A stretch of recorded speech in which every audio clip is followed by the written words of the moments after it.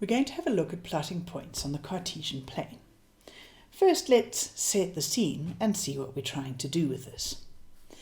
So imagine you and I each have a blank sheet of white paper, exactly the same piece of paper, but you are in one room and I'm in another room.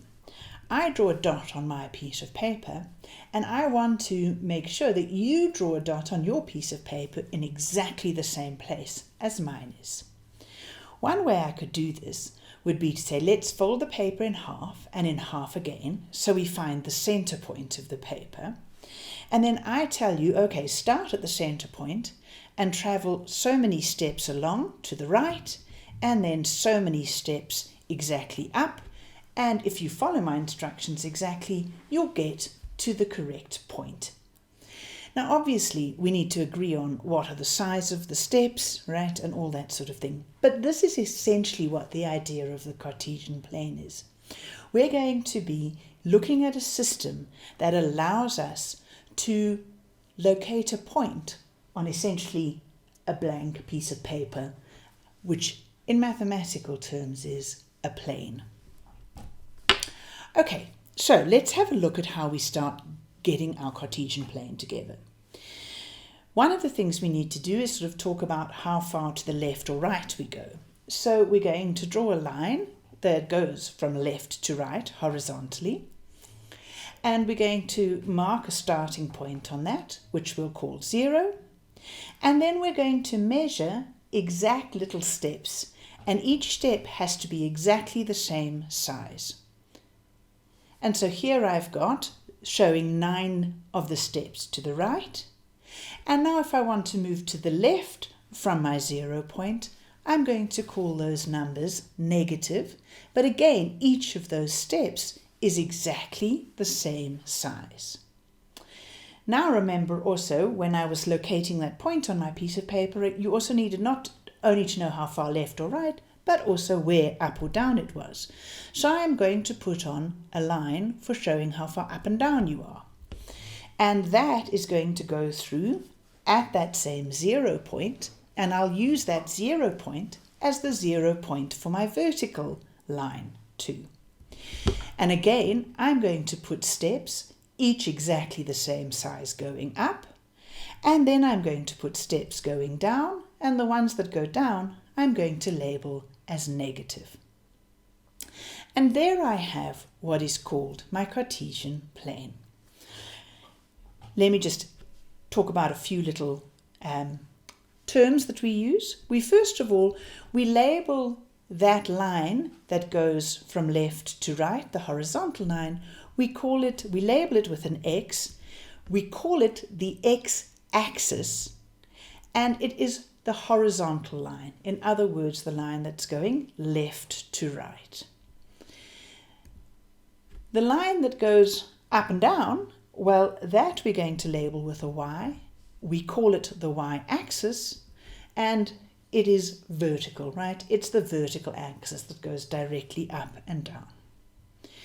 A very special point is kind of that starting point where we started the numbering from, both on the horizontal and on the vertical axis. So that 0 point, we call that the origin. Now I'm going to put a grid behind my Cartesian plane because that's going to make it easier for me to work with. And I want to show you how we're going to talk about points on the Cartesian plane. So the way we talk about points is as follows. We give them a name, like A, and then we give them coordinates. The first coordinate tells me the X value, and that tells me how far left or right of that origin, the 0 point, we have to go. The second coordinate is the Y coordinate, and that one tells me how far up or down from the origin we need to go. Let's have a look at it in practice. We always start at the starting point, the origin. Then we start with our X, which is the first number of the coordinate pair, so it's the 4, and that tells me how far left or right to go. So we first just do a nice calm walk along the flat old left to right. And if it's 4, a positive 4, we must move to the right. So we move 1, 2, 3, 4 steps to the right. Then after that, we look at the y coordinate, and that tells me how far up or down I need to go. In this case, it's a positive 5, so I need to go up, so I'm now going to walk up 5 steps. 1, 2, 3, 4, 5. And so over there is my point A, which has the coordinates 4, 5. Let's have a look at another point. If we're asked to plot the point B, which is -2, 3, what do we do? Well, we always start first with the x coordinate. We also always start right at the origin, and then we have to move left or right according to the x coordinate. Now in this case, the x coordinate is -2. Negative means we move to the left, so we must move 2 steps to the left. 1, 2. Then we look at the y coordinate. Y coordinate tells us how far up or down to go. And in this case, the y coordinate is 3, so we need to move 3 steps up. 1, 2, 3, and there we have our point B, which is at -2, 3. Okay, say we needed to draw the point C, 6, -5. Why don't you quickly try now and see if you can identify where that would be on this Cartesian plane. Quickly see if you can point to the correct spot. Okay, let's work on that together. We start at the origin, and then we need to first deal with the x, which tells us how far left or right to go. In this case, it's 6, a positive 6, so it's 6 steps to the right. So we're quickly going to go there. Then we look at our y. Our y tells us how far up or down to go. And in this case, it's a -5, so we need to go down 5 steps. And there we end up with our point C, 6 minus 5. Did you get that right? How about trying this one? See if you can identify where the point D, which is given by -8, -2. Okay, let's see if you got it right. As always, we start at the origin. Then we have a look and see that our x-coordinate is -8. That tells us how far left or right we must move. Because it's negative, we've got to go left, and we've got to go left 8 steps. So let's quickly do those 8 steps. Then we look at our y, and our y tells us how far up or down to go. In this case, it's a -2, so we need to go 2 steps down. So let's quickly take those 2 steps down, and that's where our point D is. Okay, let's have a look at our final point, and this is an interesting one. The point E is 0, 0. So as always, we start at the origin. Then we have to have a look at the x-coordinate, and it tells us we must go no steps, 0 steps, left or right. So we mustn't move left or right. Okay, fine. Then let's look at the y. Well, the y is also 0. So that tells us how far up or down we must move. And this says we mustn't move up or down, 0 steps up or down. And so, in fact, this point 0, 0 is the origin. It's that central spot where the 2 axes cross each other. Okay, so that takes us through the basics of plotting points. The main idea is, when you're asked to plot a point, you always start at the origin. And then you look at the x-coordinate, and it tells you how far left or right to move. And once you've moved left or right, you then look at the y-coordinate, and that tells you how far up or down to move. You move those steps, and where you end up, that is where your point is located. We're now going to look at reading off points from the Cartesian plane. So, if we have that nice little pink point over there, what's the name of that pink point? Well, to get the name of a point, we need to get its x-coordinate and its y-coordinate. So let's start with the x-coordinate. To get the x-coordinate, we need to see how far left or right we've gone from the origin. So what we're going to do is we're going to use the x-axis. That's the measuring stick of how far left or right we go. So let's go straight from that point down to the x-axis, and there we can see that this point is 3 steps to the right of the origin. So the x-coordinate of this point is 3. Then we need the y-coordinate. The y-coordinate is how far up or down you are. We're going to use the y-axis as the measuring stick here of how far up or down you are from the origin. So if we go from the point straight across to the y-axis, we can see that we're on the level that is 5 steps above the origin, and so our y value, our y coordinate of this point is 5. So this point, the pink point we have there, is 3, 5. All right, let's give the name of this one. Again, we first want to get the x-coordinate, and that is how far we are to the left or right of the origin. We use the x-axis as a measuring stick, so we go down to the x-axis and we see that we're 7 steps to the left. In other words, our x-coordinate is -7. We then need to know how far up or down we are from the origin.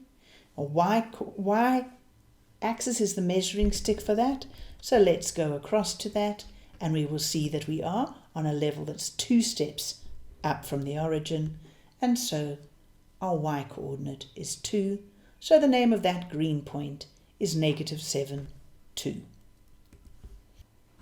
Let's have a look at this yellow point now. We want to find the coordinates of this yellow point.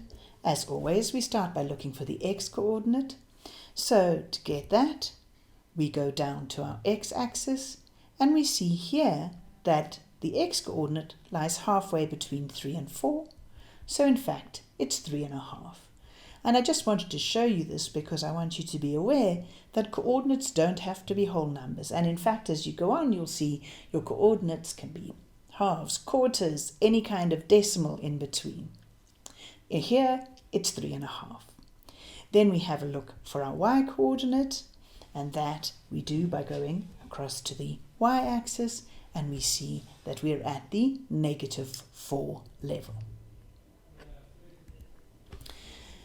Just a final example, and here you'll see, which is what you will often get, is a coordinates axis without the grid behind. And that's no problem. We don't have to have the grid behind.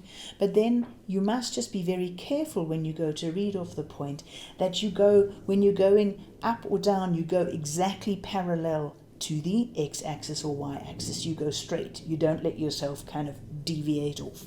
So let me show you what I mean. If we want this pink point, as always, we start with the x-coordinate, and to get the x-coordinate, we use our x-axis as a measuring stick, and we must just go straight, right? Can you see what I mean by absolutely straight to that x-axis?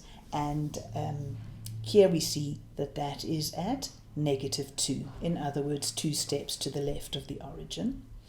And then we need to get our y coordinate, and we do that by using our y-axis as the measuring stick, and we go straight across to our y-axis, and we see that we're at the level that is 6 steps below the origin, so our y-coordinate is -6. Let's play with points on the Cartesian plane. Here I have my Cartesian plane with a whole lot of points plotted on it. First, let's identify which point has the coordinates 4, -3. 4, remember, the first one is the x, which tells you how far left or right you've gone. So in this case, you've got 4 steps to the right. And then your y is -3, which means you've gone 3 steps down. And so the point that has the coordinates 4, -3 is I. Which of these points have a y-coordinate that's bigger than 5? Now remember, your y-coordinate tells you how far up or down you are. So if we want the y-coordinate to be bigger than 5, we want to be any points that are more than 5 steps up. Well, where's 5 steps up? It's that red line. So any points that are more than 5 steps up will be above that line. So we're talking about the points A, B, and C. Now if we're asked which 3 points have the same x-coordinate, what we're looking for there are points that are exactly the same distance to the left or the right. If you look here, these points A, D, and H all are exactly 7 steps to the left. So those 3 have the same x-coordinate of -7. Now if we're asked which 3 points have the same y-coordinate, in this case we're looking for 3 points that are the same distance above or below. Well, if you have a look here, those 3 points are all 4 steps up, and so they have the same y-coordinate, which will be 4. Now if we are asked to plot another point with that y-coordinate, in other words with the y-coordinate of 4, we could plot it there. Another one that is exactly 4 steps up, so has a y-coordinate of 4. And if they ask us to plot another and another and another, well, there's another and another. All of these points, can you see, have a y-coordinate of 4. And in fact, any point that lies on that big pink line will have a y-coordinate of 4. Let's look at some other questions. What if I asked the following? I'm thinking of a point that has a y-coordinate of 0. Where must my point be? Well, with a y-coordinate of 0, it means you haven't moved anywhere up or down, right? In terms of the up-down movement, you've taken no steps. So do you agree with me? You could be somewhere like that, right? At that point, that green dot has not moved up or down. But that is also a place where it hasn't moved up or down. And that's also a place where the y-coordinate is 0. So hopefully you can easily agree that if the y-coordinate is 0, you have to be sitting on the x-axis. All right, what if I were thinking about a point on the y-axis? What can you tell me about my point? Well, if I'm sitting on the y-axis, the y value doesn't have to be anything specific, right? There are many different y values on the y-axis. The thing that doesn't change is the x value.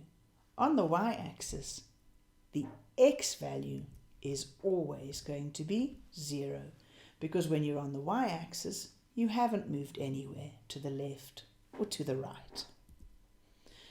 Now take a look at that little pink piece that I've covered in. Can you tell me anything about the various points that lie in that pink piece?